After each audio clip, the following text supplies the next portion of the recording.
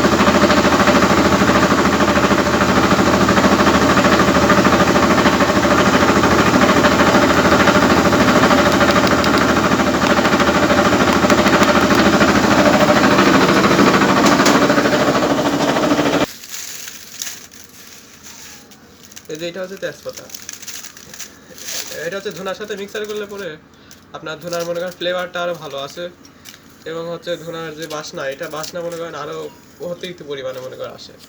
আপনার ধুনার যে বাসনা এই তেজপাতা দিলে পরে, ছিঁড়ে দিলে পরে আরও বাসনাটা আরও মনে করেন আরও সুন্দর আসে। এটা হচ্ছে তেজপাতা।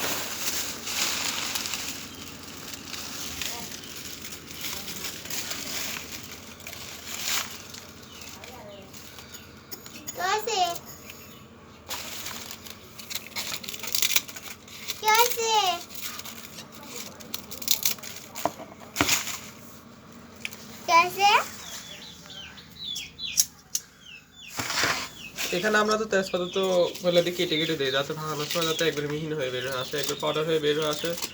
আর সাথে সাথে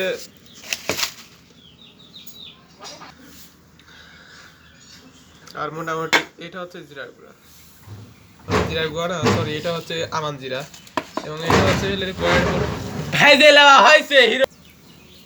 এটা হচ্ছে ভাজা জিরা।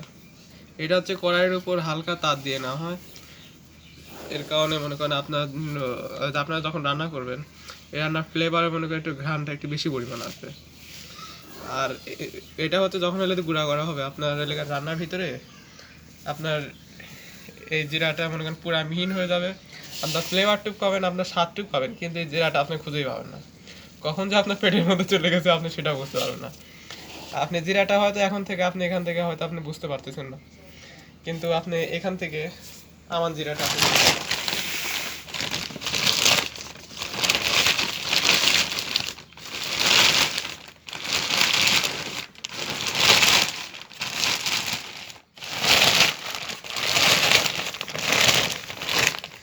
এটা হচ্ছে আমান জিরা।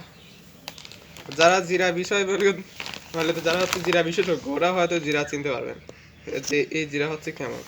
আর জিরার ভিতর অনেকেই আছে যে জিরার ভিতর মনে করেন ইয়ে দেয়, যে গুঁড়ি মুড়া দেয়, বা মনে করেন এটা বাঁকা বাঁকা টাইপের থাকে, কিন্তু আমাদের এখানে সর্বোচ্চ ফ্রেশ আছে, 100% আমরা খাঁটি হিসাবে আমরা মনে করেন আমরা ব্যবহার করতে পারবো।